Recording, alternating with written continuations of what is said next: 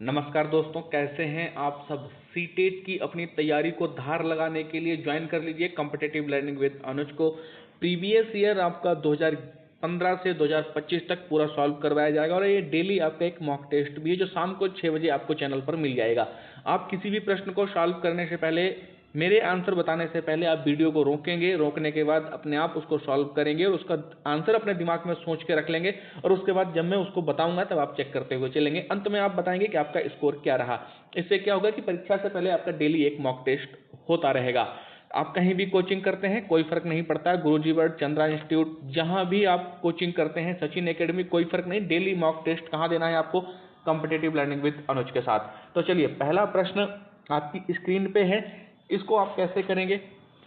जब भी कोई दिशा वाला प्रश्न पूछा जाएगा, आपको बहुत होशियार चंद बनने की जरूरत नहीं है। आपको क्या करना है, सबसे पहले दिशाओं को सही से लिख लीजिए। ऐसे आप एक एरो बना लीजिए। पेन पेंसिल आपके पास होगा, फटाफट ऐसे साइड से बनाएंगे, बहुत हल्का सा। यहाँ पे आपने लिख लिया फटाफट उत्तर, यहाँ पे आप उत्तर लिख लेंगे। यहाँ पे आप फटाफट पूर्व लिख लेंगे, यहाँ पे पश्चिम शॉर्टकट में, यहाँ पे दक्षिण। आपको पता है, बहुत अच्छी बात है, लेकिन फिर भी आपको क्या करना है, इसको लिखना है। अब जो प्रश्न कहेगा उसके आधार पे आपको चलना है। आपका घर एक्स पर स्थित है, ठीक है, मान लीजिए ये एक्स है और ये हमारा घर है। आपका विद्यालय वाई पर है स्थित है, बहुत अच्छी बात है। अपने विद्यालय पहुंचने के लिए आप पहले ठीक उत्तर दिशा में, अब उत्तर दिशा किधर है? इधर है। तो चलिए, हमने मान लिया कि हमें उत्तर दिशा में चल दिया भाई। इसको थोड़ा साफ बना देते हैं, चलिए कोई बात नहीं।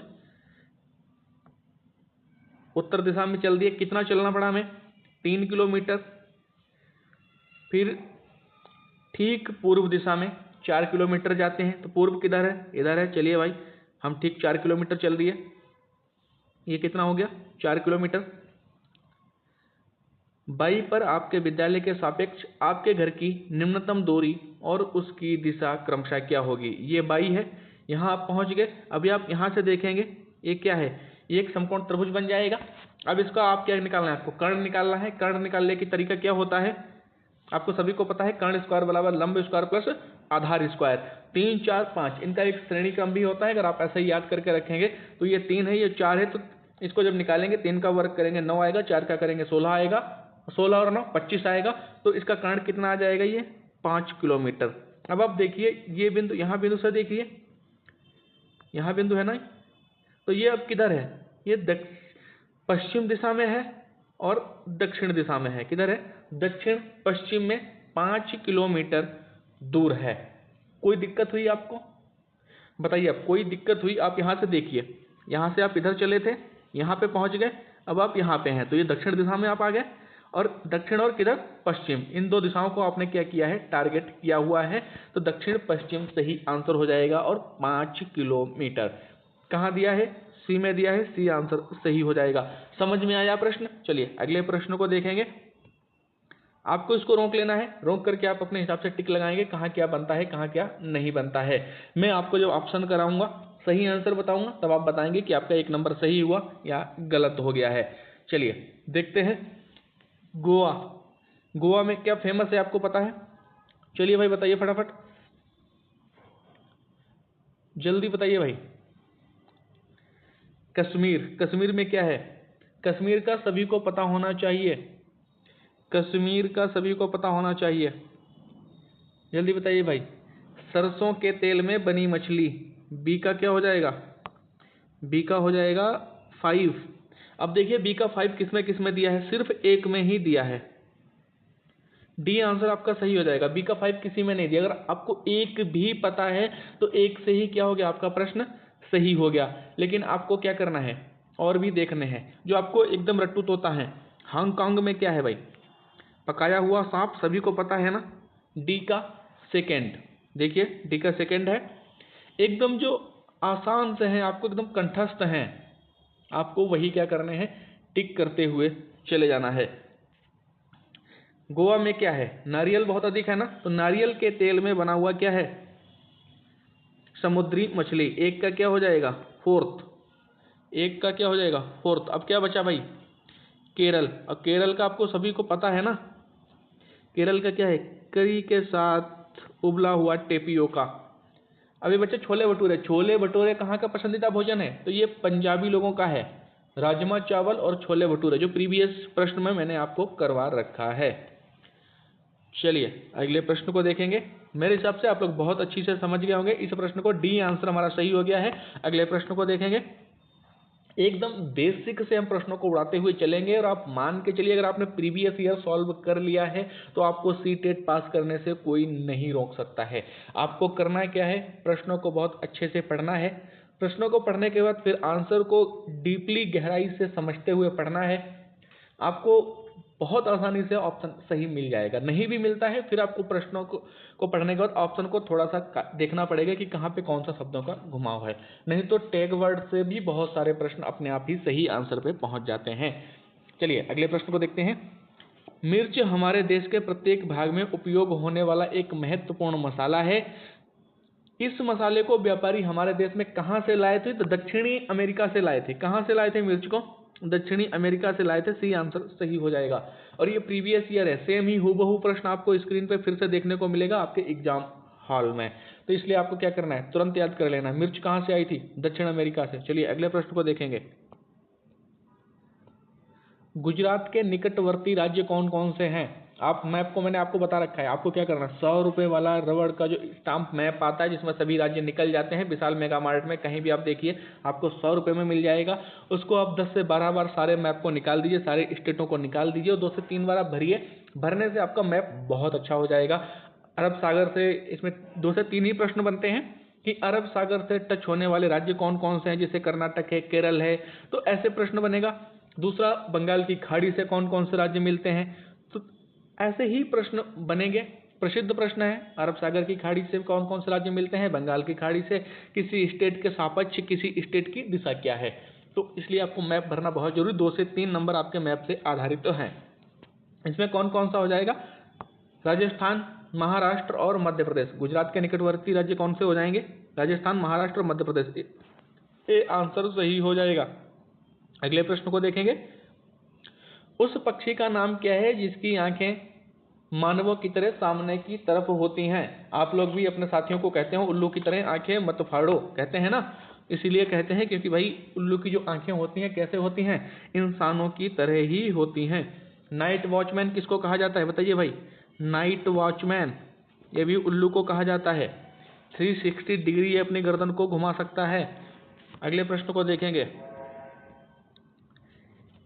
3 पक्षियों को वह समूह जिसका प्रत्येक सदस्य वस्तुओं को हमारी तुलना में 4 गुना अधिक दूरी से स्पष्ट देख सकता है। जो वस्तु हमें 2 मीटर की दूरी से दिखाई देती है उसे ही ये पक्षी 8 मीटर दूरी से देख सकते हैं। तो कौन सा समूह हो जाएगा? आप सभी लोगों को पता है, बाज की तरह चील है, बाज की तरह नजर है आपकी, चील की तरह नजर है आपकी, गिद्ध की तरह नजर है आपकी। इसीलिए लोग कहते हैं, क्यों कहते हैं भाई कि बाज की तरह नजर है भाई हमारी इस सीट पर, इस सरकारी सीट पे हमारी नजर किसकी है, बाज की तरह। कुछ लोग कहते हैं गिद्ध की तरह आंखें गड़ाए बैठे हो, क्यों कहते हैं, इसीलिए कहते हैं। देखिए बाज, चील, गिद्ध कहाँ दिया है, बी में दिया है, बी आंसर हमारा सही हो जाएगा। अब आप देखेंगे एकदम बेसिक प्रश्न है, आप दैनिक जीवन में इनका उपयोग करते हैं, लेकिन प्रश्नों में आके एग्जाम हॉल में बैठ के पता नहीं कौन सा हुआ आपको सवार हो जाता है कि आप सब कुछ भूल जाते हैं।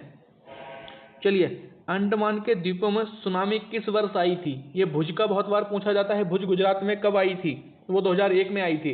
अंडमान के द्वीपों में 2004 में आई थी। सी आंसर सही हो जाएगा। चलिए अगले प्रश्न को देखेंगे। इस्लात के विषय में नीचे दिए गए विषयों पर विचार कीजिए।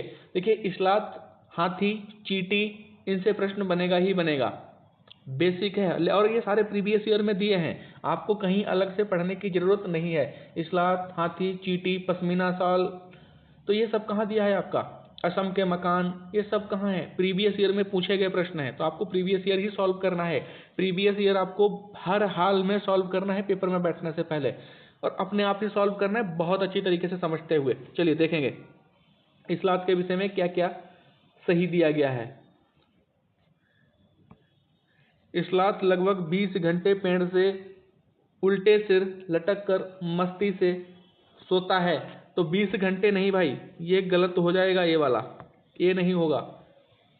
स्लॉथ जिस पेड़ पर रहता है उसी के पत्ते खाकर अपना पेट भरता है, इसे कहीं और जाने की आवश्यकता नहीं होती है। एकदम सही है। ये एक पेड़ पर तब तक बना रहता है जब तक लगभग उसके सारे पत्ते नहीं खा लेता है। विश्व का सबसे आलसी प्राणी है। ये सिर्फ सोच के लिए ही नीचे उतरता है पेड़ से, वरना पेड़ पे उल्टा लटका रहता है स्लॉथ। आप सभी लोग बहुत अच्छी तरीके से जानते हो और हर बार ये आता ही आता है एग्जाम में। स्लॉथ की आयु लगभग 20 वर्ष होती है और इतने समय में यह केवल 2 पेड़ों पर ही जाते हैं। नहीं नहीं भाई, ये भी गलत हो जाएगा। तो स्लॉथ लगभग कितने घंटे सोता है? तो ये 17 घंटे, 15 से 17 घंटे सोता रहता है। कितने घंटे? 15 से 17 घंटे तक आराम से सोता रहता है। और इसकी औसत आयु 30 से 35 वर्ष होती है। कितनी होती है? 30 से 35 वर्ष होती है। और ये हफ्ते में सिर्फ एक बार मल त्याग के लिए ही नीचे उतरता है और मल त्याग करने के बाद फिर उसी पेड़ पर चढ़ जाता है। जो थोड़ा बहुत पत्तियां खाता है, 100 ग्राम 200 ग्राम, उसी को पचाने में इसको क्या लग जाता है? महीनों लग जाते हैं। तो सबसे आलसी प्राणी है। सही ऑप्शन क्या हो जाएगा? केवल बी, ओनली बी। अब कहिए केवल तो निगेटिव वर्ड है, तो डी में निगेटिव वर्ड नहीं है और सी में, तो इनमें से कोई होगा नहीं भाई। निगेटिव वर्ड हर जगह केवल नहीं होगा। मैंने प्रीवियस ईयर का जो पहले पेपर कराया उसमें भी बताया, हर जगह केवल निगेटिव वर्ड नहीं होगा। आपको अपने ध्यान से चलना पड़ेगा। बी आंसर सही हो जाएगा। अगले प्रश्न को देखेंगे। एक व्यक्ति ने गांधी धाम से नागरकोइल के लिए 12/10/2021 को ट्रेन के डिब्बे में प्रवेश किया। ट्रेन गांधी धाम से रात्रि 10:30 बजे चली और 2 दिन के पश्चात अर्थात 14/10/2021 को 10:30 बजे नागरकोइल पहुंची। यह गांधी धाम और नागरकोइल के रेलवे स्टेशनों की बीच की दूरी कितनी है? 2592 किलोमीटर है। इस ट्रेन की औसत चाल कितनी है? बताइए भाई फटाफट। चलिए आप लोग इसको सॉल्व करिए। अब इस प्रश्न को कैसे सॉल्व करेंगे? हर बार एग्जाम में ये प्रश्न आता ही आता है। 1 से 2 नंबर में ट्रेन से प्रश्न आएगा ही आएगा और आपको यहाँ गलती नहीं करनी है। तो सबसे पहले आपको क्या करना है? हाईलाइट क्या करना है? ये देखिए ट्रेन कब चली थी? 12/10/2021 को। कितने बजे? रात्रि 10:30 बजे। 22:30 का मतलब है ट्रेन में 24 घंटे की घड़ी होती है, तो इसलिए 22:30 का मतलब है रात को 10:30 बजे। पहुंची कब है? 14:10 को, 2 दिन के बाद। तो 2 दिन का समय हो गया। और कब पहुंची? 22:30 को, अर्थात 10:30 बजे ही पहुंची है। तो समय क्या हो गया आपका? 24 और 24 48 घंटे समय आपका हो गया। कितना समय हो गया? 48 घंटे। और दूरी आपको दे दी है, तो चाल बराबर क्या हो जाएगा? दूरी बटे समय।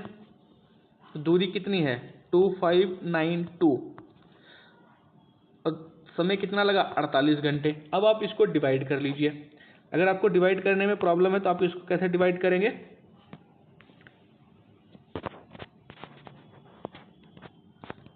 तो डिवाइड करने के लिए आप एक सरल तरीका अपना लीजिए।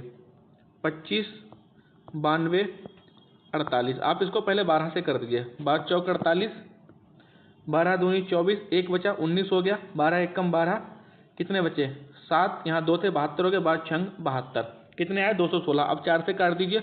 4 पंचे 20, 4 चक्कू 16। 54 आया है, लेकिन ये कितना आया? किमी प्रति घंटा आया है। किलोमीटर प्रति घंटा चाल आई है। और हमें ऑप्शन में क्या दिया है? मीटर प्रति सेकंड दिया। यहाँ कंफ्यूजन नहीं होना, यही एक नंबर गलत हो जाएगी, क्योंकि ऑप्शन में आप देखिए 54 भी दिया है। अगर मैं यहाँ से 54 टिक कर दूंगा तो ये गलत हो जाएगा, क्योंकि हमारा क्या है? ये घंटे है और दूरी कितनी है? किलोमीटर में है। तो कितने आया हमारा? ये किलोमीटर प्रति घंटा चाल आई है। हमें किस में चाहिए? मीटर प्रति सेकंड में। मीटर प्रति सेकंड में बदलने के लिए क्या करना पड़ेगा? 5/18 से गुणा करना पड़ेगा भैया। यहाँ गलती मत कर देना, फिर मत कहना एक नंबर एक कट गया, मैं तो सही करके आया था। तो ये गलती इसीलिए हो गई भाई। फिर कितना? 54 मल्टीप्लाई 5/18। 18 से 3 बार में 54 कटेगा। 5 या 15, 15 मीटर प्रति सेकेंड। अब आया ये ए आंसर सही हो जाएगा हमारा। देखिए आपको क्या करना है, मैंने पहले ही बता दिया। आप समय को अच्छे से निकाल लीजिए, भाग दे दीजिए। किसमें समय है? सेकंड में है, मिनट में है, आपको ये देखना पड़ेगा। समय घंटे में है, दूरी जो है वो किलोमीटर में है, तो जो हमारा आएगा वो किमी किसमें आएगा? किमी प्रति घंटे में आएगा। हमें मीटर प्रति सेकंड में बदलना पड़ेगा। अगले प्रश्न को देखेंगे। घाना नेशनल पार्क किस राज्य में स्थित है? बार बार ये प्रश्न पूछा जाता है। तो घाना नेशनल पार्क राजस्थान में स्थित है। चलिए अगले प्रश्न को देखेंगे। भारी वर्षा वाले क्षेत्रों जैसे असम में रहने वाले ग्रामीण लोगों को अपने घर किस प्रकार के बनाने चाहिए? तो वो लोग घर बनाते भी कैसे हैं आप देखेंगे प्रश्नों में भी, और हमने प्रीवियस ईयर में भी इसको क्या किया है, सॉल्व कर रखा है। बांस के घर, हाँ बांस के घर तो होते ही हैं। बांस के खम्भों पर ढालू छत वाले घर, बी आंसर सही हो जाएगा भैया। मिट्टी और फूस के बने घर नहीं, सपाट छतों वाले लकड़ी के घर नहीं, बी आंसर सही हो जाएगा। बांस के घर, और जमीन से वो बनाते हैं कितने, 3 से 3.5 मीटर की ऊंचाई पे, बांस से 3 से 3.5 मीटर की ऊंचाई पर बांस के वो ही घर बनाते हैं। चलिए अगले प्रश्न को देखेंगे। 2 बच्चों की क्लिनिकल विकृत रिपोर्ट नीचे दी गई है, ठीक है। इसमें इनका क्या दिया गया है, हीमोग्लोबिन दिया गया है। 2 लोगों का, आरती का है और नमन का है। आरती कितनी है, 12 वर्ष की है, स्त्री है। हीमोग्लोबिन उसका कितना है, 10.5, एज 12 वर्ष। नमन क्या कितना है भाई, ये है नमन 12 वर्ष, पुरुष, हीमोग्लोबिन 8। तो इनका क्या है, दोनों का हीमोग्लोबिन कम है। अब खून का स्तर होना क्या चाहिए, 12 वर्ष की आयु में खून का जो स्तर है 11.5, लिख देता हूँ कितना होना चाहिए, 11.5 से कितना होना चाहिए, 15.5 के बीच में होना चाहिए। तो ये माना जाता है स्वस्थ। अब आप पूछेंगे ये जी और डीएल क्या है, तो ये है ग्राम डेसी लीटर। क्या है, ग्राम डेसी लीटर। अब इनका कितना दिया गया है देखो, हीमोग्लोबिन 10.5 है आरती का, ग्राम डेसी लीटर, वो होना कितना चाहिए 11.5 प्लस। तो ये इसका कम हो गया, और जब कम होता है तो क्या होती है प्रॉब्लम, बताइए भाई, एनीमिया, अर्थात रक्त की कमी। नमन में भी क्या है, नमन में भी हीमोग्लोबिन कम है और बहुत कम है, 8 ही है। तो इनमें दोनों में किसकी प्रॉब्लम हो गई, रक्त की होगी। रक्त का नॉर्मल स्तर क्या होता है, 11.5 से 15.5 ग्राम डेसी लीटर।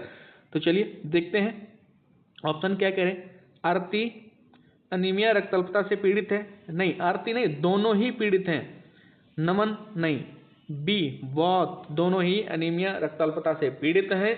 दोनों को ही क्या करना चाहिए भैया, खून बढ़ाने के लिए हरी पत्तेदार सब्जियां, चुकंदर, ये सब खाना चाहिए। अगले प्रश्न को देखेंगे, सही आंसर सी हो जाएगा। अलवर्नी एक यात्री था जिसने हमारे देश का भ्रमण किया था, के बारे में नीचे दिए गए कथनों पर विचार करना है। अलवर्नी के बारे में आप सब कुछ जानते हैं बहुत अच्छी तरीके से, आपने इसको बहुत अच्छे से पढ़ रखा है। तो चलिए देखते हैं ऑप्शन क्या क्या है।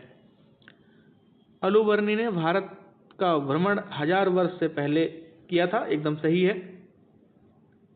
उसने उन चीजों के बारे में लिखा जो उसके अपने देश में बहुत भिन्न थी, विशेष रूप से पानी को एकत्र करने के लिए बनाए गए तालाब। स्वाभाविक है, आप भी अगर कहीं घूमने जाएंगे तो आप उन्हीं चीजों को लिखेंगे या उन्हीं चीजों को नोट करेंगे, उन्हीं चीजों की फोटो खींचेंगे जो अपने देश में या तो है नहीं या फिर बहुत अलग तरीके से की जाती हैं। तो ठीक है, हम उन लेखों से अपने इतिहास के बारे में बहुत कुछ सीख सकते हैं, बिल्कुल सीख सकते हैं, क्योंकि उसने ऐसी चीजें लिखी हैं जो हमें पता ही नहीं है। तो तीनों ही सही है, ए, बी एंड सी। देखिए डी में दिया है, डी आंसर हमारा सही हो जाएगा। अगले प्रश्न को देखेंगे। जिन लोगों ने अभी तक चैनल को सब्सक्राइब नहीं किया है, चैनल को सब्सक्राइब कर लीजिए। एग्जाम के बाद में पछताने से अच्छा है कि एग्जाम से पहले ही उसकी तैयारी कर ली जाए। आपको प्रीवियस ईयर डेली शाम को 6 बजे चैनल पर वीडियो मिल जाएगा। आपको सॉल्व करते हुए उसको मॉक टेस्ट की तरह सॉल्व करना है। मेरे आंसर बताने से पहले आपको वीडियो रोक करके अपना आंसर सोच लेना है, सॉल्व कर लेना है, उसके बाद ही वीडियो में देखना है कितना स्कोर रहा आपका, ये आपको अवश्य बताना है, जिससे मैं उसी हिसाब से तैयारी कराऊंगा। आपको जहां प्रॉब्लम होती है, जिस सेक्शन को आप दोबारा से पढ़ना चाहते हैं, उसके लिए आप बताइए कि इस विषय की तैयारी है, जैसे ईबीएस है, सीडीपी है, इसके ज़्यादा से ज़्यादा प्रश्न करवाइए, तो मैं उसके अलग और जगह से प्रश्न एकत्रित करके आपको करवाऊंगा। चलिए प्रश्न देखते हैं। नीचे दिए गए व्यक्तियों में से सबसे पहले मच्छर के पेट में झांका और यह सिद्ध किया कि मच्छर मलेरिया फैलाते हैं। आगे चलकर उसकी खोज के लिए उसे नोबेल पुरस्कार से सम्मानित किया गया। देखिए कहाँ झांका है भाई, मच्छर के पेट में झांक रहा है ये आदमी, और इसको क्या मिला है, नोबेल पुरस्कार मिला है। आप सभी लोग इसको जानते हैं, कौन है ये, रोनाल्ड रॉस महोदय हैं। सी आंसर हमारा सही हो जाएगा। अगले प्रश्न को देखेंगे। पर्यावरण अध्ययन के प्रकरण के स्थान पर उपविषय थीम गत उपागम को स्वीकार किया गया है। तो किसको स्वीकार किया गया है, चलिए देखते हैं। यह संयुक्त और परस्पर संबंधित समझ को सक्षम बनाता है, एकदम सही हो जाएगा। और देखते हैं, यह शिक्षण और समझने को आसान बनाता है। अगले ऑप्शन को देखेंगे, यह किसी निश्चित कक्षा की विषय वस्तु को सीमित करता है। ठीक है, आगे देखते हैं, यह विद्यार्थियों को उनके अनुभवों से सीखने में सक्षम बनाता है। सही हो जाएगा ए, सी एंड डी। कौन सा सही हो जाएगा? बी ऑप्शन आपका सही हो जाएगा। चलिए अगले प्रश्न को देखेंगे, पर्यावरण अध्ययन की प्रकृति कैसी है? तो संज्ञा की अपेक्षा क्रिया अधिक है भैया। संज्ञा की अपेक्षा क्या है? क्रिया अधिक है। बी आंसर आपका सही हो जाएगा। अगले प्रश्न को देखेंगे, अपनी अगली कक्षा में प्रदूषण पढ़ाने के लिए योजना बनाते समय निवेदिता पाती है कि ग्रामीण पृष्ठभूमि के विद्यार्थियों ने प्रदूषण शब्द नहीं सुना है और इसलिए उन्हें इसे समझाने में कठिनाई होगी। निवेदिता को इस संप्रत्यय की शुरुआत करने के लिए कौन सी विधि का उपयोग करना चाहिए, जिससे क्या हो कि बच्चों को जब वो पढ़ाए तो बच्चे आसानी से समझ सकें और उनको क्या हो, प्रॉब्लम ना हो। चलिए देखते हैं, व्याख्या। पीआरटी लेवल पर आप व्याख्या नहीं कर सकते हैं, ये गलत हो जाएगा। विचार मंथन, नहीं, ये आप अपने आप करिए, बच्चों के लिए ये नहीं होगा। कठपुतली द्वारा नाटक, एकदम परफेक्ट है। क्षेत्र भ्रमण और अच्छा है। तो सही आंसर क्या हो जाएगा? सी एंड डी। देखिए कहाँ दिया है भाई, केवल सी और डी। अब देखिए क्या केवल निगेटिव वर्ड है यार, तो केवल निगेटिव वर्ड उत्तर में। परिवार एवं मित्र पाठ के पूर्ण होने पर चेतन विद्यार्थियों का इकाई परीक्षण लेने का निर्णय लेता है।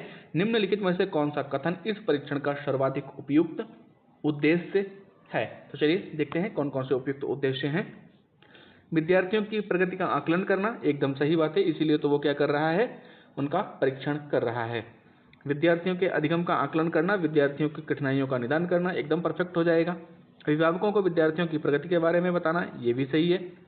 विद्यार्थियों को उत्तीर्ण एवं अनुत्तीर्ण घोषित करना, इससे कोई लेना देना नहीं है, एकदम वाहियात हो जाएगा। सही आंसर हो जाएगा ए, बी एंड सी। कहाँ दिया है? बी में दिया है, बी आंसर आपका सही हो जाएगा। अगले प्रश्न को देखेंगे, विलियम एक शिक्षक अपनी कक्षा के लिए पक्षी अवलोकन क्लब की स्थापना करना चाहता है, उसे इस क्लब का नेता किसे बनाना चाहिए? तो चलिए देखते हैं भाई, किसे बनाना चाहिए। कक्षा में सर्वाधिक अंक प्राप्त करने वाले विद्यार्थी को नहीं भाई, ऐसा आप मत करिए, ऐसे तो फिर बच्चों में विद्रोह पैदा कर देंगे आप। कक्षा के सबसे शरारती विद्यार्थी को नहीं, वो तो कहीं में इंटरेस्ट ही नहीं लेगा भाई। छोटे छोटे समूह बनाकर उन्हें नेता चुनने के लिए कहेंगे, एकदम परफेक्ट है। जैसे क्लास में मॉनिटर चुना जाता है तो ग्रुप बना करके बच्चों के द्वारा ही वोटिंग की जाती है और मॉनिटर चुना जाता है। तो सही आंसर क्या हो जाएगा? सी आंसर सही हो जाएगा। अगले प्रश्न को देखेंगे, भोजन पाठ पर चर्चा करते हुए गुरुप्रीत विद्यार्थियों से प्रश्न करती है कि आपके परिवार में सबसे बाद में भोजन कौन करता है, सब्जियां कौन खरीदता है, आपके बारे में खाना कौन बनाता है, आपके परिवार में खाना कौन बनाता है। वह ईबीएस के निम्नलिखित में से किस मुद्दे पर चर्चा करने का प्रयास कर रही है? चलिए देखते हैं, परिवार की खान पान की आदतें, उससे उसका कोई लेना देना नहीं है, तो ये तो गलत हो जाएगा। परिवार को एक साथ खाना मिलकर खाना चाहिए, अच्छी बात है, लेकिन टीचर का इससे कोई लेना देना दूर दूर तक नहीं है। परिवार के सदस्यों को भोजन पकाने की में भूमिका, ये सही है, वो जानना चाहती है कि किसकी क्या भूमिका है। परिवार में जेंडर भूमिका को चुनौती, ये भी सही है, परिवार में जेंडर भूमिका की चुनौती देने के लिए ये पूछ रही है। तो सही आंसर क्या हो जाएगा? सी एंड डी। देखिए कहाँ दिया है सी एंड डी, सी ऑप्शन में दिया है, केवल सी एंड डी। अब यहाँ केवल निगेटिव वर्ड मत ढूंढने लग जाना भाई। श्याम ने ऑनलाइन कक्षा के दौरान अपने अध्यापक को बताया कि कोविड लॉकडाउन के दौरान उसके पापा ने उसके पड़ोस के गरीब बच्चों को भोजन खिलाने के लिए कहा। श्याम का यह व्यवहार निम्नलिखित में से सह शैक्षिक पक्ष का आकलन करने वाले किस उपकरण में दर्ज किया जाएगा? तो किस में दर्ज किया जाएगा? चलिए देखते हैं, अवलोकन सूची, रेटिंग स्केल, पोर्टफोलियो, वृत्तांत रिकॉर्ड। वृत्तांत रिकॉर्ड में किया जाएगा, सी ऑप्शन सही हो जाएगा। अगले प्रश्न को देखेंगे, गीता की कक्षा का एक विद्यार्थी इकबाल दृष्टिबाधित है, अर्थात देखने में बहुत अधिक प्रॉब्लम है, गीता देखती है कि वह पिछले कुछ दिनों से विद्यालय नहीं आ रहा है। उसके अभिभावक से बात करने पर पता चलता है कि उसे बोर्ड पर जो कुछ लिखा होता है उसको पढ़ने में क्या है, कठिनाई महसूस होती है और वह कक्षा की प्रक्रियाओं में भी भाग नहीं ले पा रहा है। जैसे कक्षा में खेल कूद होते हैं तो उनमें क्या कर रहा है, वो भाग नहीं ले पा रहा है। बोर्ड पे लिखा जा रहा है वो पढ़ भी नहीं पा रहा है, तो स्कूल में क्या करने आया है, इसीलिए वो नहीं आ रहा है। गीता को इकबाल को विद्यालय आने के लिए अभिप्रेरित करने हेतु क्या करना चाहिए? तो चलिए देखते हैं। उसे घर से पढ़ने की स्वीकृति देनी चाहिए। नहीं भैया, घर से पढ़ सकता तो विद्यालय क्यों आता? उसके अभिभावक को डॉक्टर से सलाह लेने के लिए कहना चाहिए। वो पहले से ही सलाह ले चुके हैं या नहीं लेंगे, वो उनके घर वालों की समस्या है, टीचर का लेना देना नहीं है। कक्षा नाटक की योजना बनाकर इकबाल के लिए भूमिका निर्मित करनी चाहिए। एकदम सही है कि इकबाल जो खेल खेलता है या जो और खेल होते हैं जिनमें इकबाल पार्टिसिपेट नहीं कर पा रहा है, तो उनमें उसका एक कोई इनको रोल आप दीजिए जिससे वो रोल अदा करेगा, उसको इंटरेस्ट आएगा और वो क्लास में आएगा। सी आंसर आपका एकदम सही हो जाएगा। इकबाल को आगे की सीट पर बैठाना चाहिए। भाई जब उसको बोर्ड पर देखने में ही प्रॉब्लम है तो आप आगे की सीट पर बिठा के क्या कर सकते हैं? उसके लिए आप क्या कर सकते हैं, स्पष्ट बोलें। जो टच वाले जो ब्रेल लिपि का आता है तो ब्रेल लिपि के माध्यम से उसको पढ़ाएं, लेकिन क्लास में साथ में ही सबके पढ़ाना पड़ेगा। सही आंसर सी हो जाएगा। अगले प्रश्न को देखेंगे। ऋषि चीजें हमें जो बनाते हैं और जो करते हैं, पढ़ने की योजना बना रहा है। वह रेशम कैसे बनता है, इस पर चर्चा करना चाहता है। इसके लिए निम्नलिखित में से सबसे उपयुक्त युक्ति कौन सी होगी? कक्षा चर्चा, विशेषज्ञ वार्ता, वृत्तचित्र प्रस्तुतिकरण, रेशम पालन इकाई भ्रमण। इससे अच्छा कुछ भी नहीं हो सकता। सही आंसर डी हो जाएगा, क्योंकि वो खुद जाकर के चीज़ों को देखेगा तो बहुत ही गहराई से उसको समझ सकेगा। पर्यावरण अध्ययन के अध्यापक को क्या करना चाहिए? चलिए भाई देखते हैं। पाठ्यचर्या का निर्माण, एकदम सही बात है, ए आंसर सही हो जाएगा। पर्यावरण अध्यापक को क्या करना पड़ेगा? पाठ्यचर्या का निर्माण करना पड़ेगा। अगले प्रश्न को देखेंगे। कक्षा पहली एवं दूसरी के लिए पर्यावरण अध्ययन की कोई पाठ्य पुस्तक नहीं है। ऐसा इसलिए है कि क्यों है ऐसा? चलिए देखते हैं। इन कक्षाओं के विद्यार्थियों को पर्यावरणीय अवधारणाएं पढ़ाना कठिन है। ऐसा नहीं है, देखिए ये गलत हो जाएगा भाई। पर्यावरणीय घटकों को भाषा और गणित के साथ समाहित किया गया है। एकदम सही है। किसके साथ समाहित किया गया है? भाषा और गणित के साथ समाहित करके पढ़ाया जा रहा है। बी आंसर आपका सही हो जाएगा। आगे पढ़ने की जरूरत नहीं है, आप समय बचाइए जितना भी समय बच सकता है, क्योंकि मैथ आपका 40 मिनट से कम नहीं लेगी। क्योंकि कितना भी आप फास्ट करेंगे मैथ को तो 40 मिनट आप मैथ के लिए मान लीजिए। तो शेष सब्जेक्टों को आपको 25-25 मिनट में सॉल्व करना पड़ेगा। 25-25 मिनट में टिक करते हुए आपको गोला बनाते हुए चलना पड़ेगा। अब आप इसलिए नहीं छोड़ सकते कि कोई मुझे बता देगा ये मुझे समझ में नहीं आ रहा, तो वहाँ भैया आपकी कोई हेल्प करने वाला नहीं होगा, आपको खुद ही करना पड़ेगा। तुक्का मारना है, तुक्का मारिए। पॉजिटिव निगेटिव वर्ड आपको पता होने चाहिए। एग्जाम से पहले आपको पॉजिटिव निगेटिव वर्ड पे एक स्पेशल अलग से वीडियो बनेगा जिसमें आपको सिर्फ पॉजिटिव निगेटिव वर्ड, जब आपको कुछ भी नहीं पता है तब आपको क्या करना है, समय बहुत कम बचा है, प्रश्न बहुत ज़्यादा बचे हैं, तो किस आधार पे आपको निपटाने हैं तो उसको तब देख लेंगे। चलिए देखते हैं भाई। रमेश कक्षा 5 में जंतुओं को पढ़ाने के लिए नाटक का उपयोग करना चाहता है। उसे क्या करना चाहिए? देखते हैं भाई। पहले से लिखित नाटक का चयन कर निर्देशित करें। नहीं भाई, ये नहीं हो सकता। स्वयं नाटक लिखकर निर्देशित करें। नहीं, बच्चों को आप निर्देश नहीं दे सकते। देखिए ये नहीं चलेगा गुरुजी। विद्यार्थियों से नाटक लिखने और अभिनय करने को कहें। ठीक है। पहले से मंचित एवं अभिनीत नाटक को खोजें। एकदम सही हो जाएगा डी। पहले से कोई नाटक मंचित है, अभिनीत है, उस नाटक को खोजें और उसके आधार पे चीजें करेंगे। सही आंसर डी हो जाएगा। अगले प्रश्न को देखेंगे। जिन लोगों ने अभी तक चैनल को सब्सक्राइब नहीं किया है, आपको पता होना चाहिए कि वीडियो बनाने में टाइप रिकॉर्ड बहुत लंबा प्रोसेस है और आपके हित में आपका भाई आपके साथ लगा हुआ है, तो आप उसके मोटिवेशन के लिए क्या करिए, चैनल को सब्सक्राइब करिए, लाइक कमेंट अवश्य करिए। चलिए इस प्रश्न को देखेंगे। जल पर चर्चा करते हुए शिवांगी कक्षा 1 के विद्यार्थी से आकाश पर चित्र बनाने को कहती है। सैम ने आकाश में हरा रंग भरा, उसने इस रंग को क्यों चुना? यह पूछने पर यह जवाब देता है कि उसके घर के पास तालाब का रंग हरा है, क्योंकि पानी जो है कहाँ से आता है? आकाश से आता है, इसलिए आकाश हरा रंग का होगा। शिवांगी को क्या करना पड़ेगा? भाई उसको आकाश दिखाना पड़ेगा कि आकाश किस कलर का होता है, ऐसा नहीं चलेगा भाई पानी को देख करके। उनकी सृजनात्मकता की सराहना करनी चाहिए, ठीक है, लेकिन इस प्रश्न के लिए सही नहीं है। उसे बताना चाहिए कि आकाश नीला होता है, बताने से काम नहीं चलेगा। विद्यार्थी के आकाश का अवलोकन करने की व्यवस्था करनी चाहिए, एकदम सही है। विद्यार्थियों को आकाश का अवलोकन कराओ भैया कि आकाश ऐसा होता है, ऐसा नहीं होता है। सी आंसर सही हो जाएगा। अगले प्रश्न को देखेंगे। ईबीएस के लिए रचनात्मक आकलन है, कौन सा है? चलिए देखते हैं भाई। अधिगम के लिए आकलन एकदम सही है।